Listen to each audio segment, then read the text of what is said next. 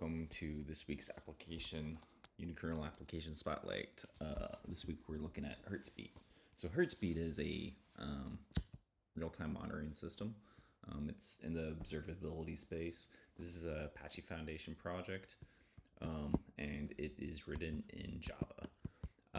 It operates on kind of the push versus pull model, which they make very clear. They talk about being agentless, which is, I think it's a plus. And it's pretty extensive in terms of all the different things that it can kind of do. In terms of collection, it has tons and tons and tons of collectors that just kind of work out of the box. They organize it by function. So you've got like databases, you've got like web servers, you've got operating systems, you've got, switches, all sorts of stuff. They got built-in notification support, like Discord or WeChat or SMS, Slack, whatever. And then what I like about it that I found was, typically projects like this can come with like 20 different daemons that you have to install. And that's okay if you're ready to split it up. But if you just want to like have something that kind of works out of the box, it's kind of difficult to manage all 20 of those services at once. So by default, everything works out of the box with just one program, which really fits the Unikernel paradigm quite well. And so they've got quite a bit here. So it's built. I mentioned Java, but it's also built on top of Spring, which somewhere they say that. If you do get to the point where you want to start like switching stuff out, like say the database backend, it's pretty easy to do. They mentioned Postgres or MySQL or even Victoria Metrics. We have support for all these databases out of the box, and other good stuff. They've got lots of different custom monitoring stuff that you can kind of put in. Their GitHub, obviously, and then so this is our package that we cut. It's about 375 megs. Java can be large sometimes.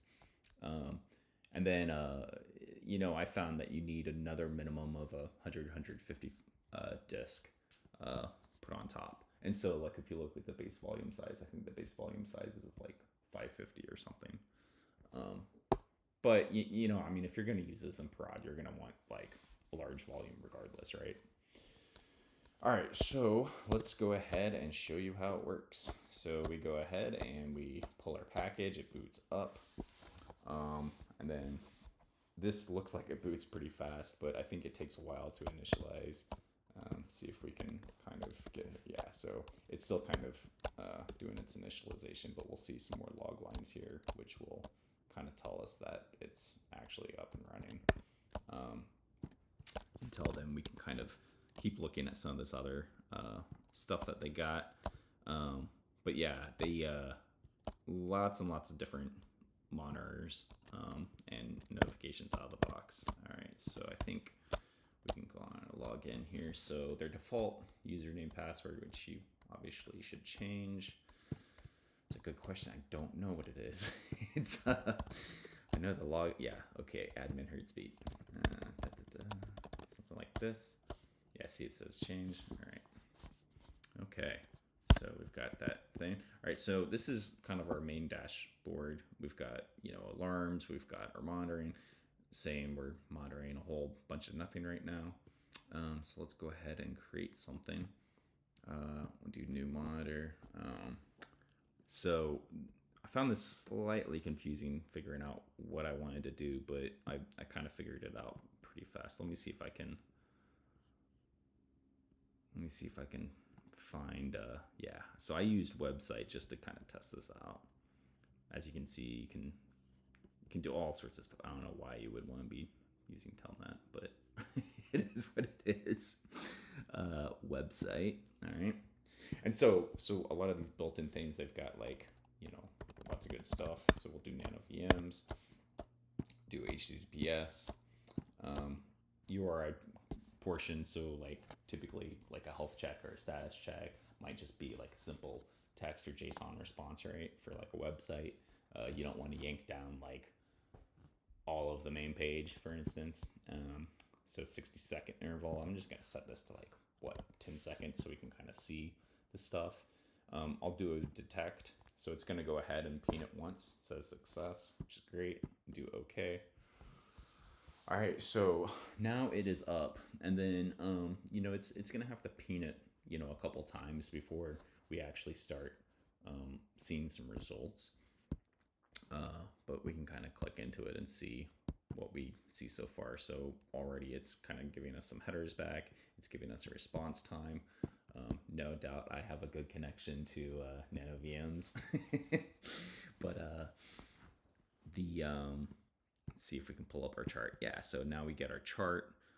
Shows us response time over that. You can set, alarms. You can set thresholds. You can go ahead and, have your pager, your cell phone blow up. And then another kind of cool thing is that they have these external status pages. So let's go ahead and do this too. Unikernels and nano.com and logo and feedback. And then do this. So now we have a status page, like an external status page, or an internal status page to where, like, say your ops team wants to look at stuff and ensure that they got incident history and everything.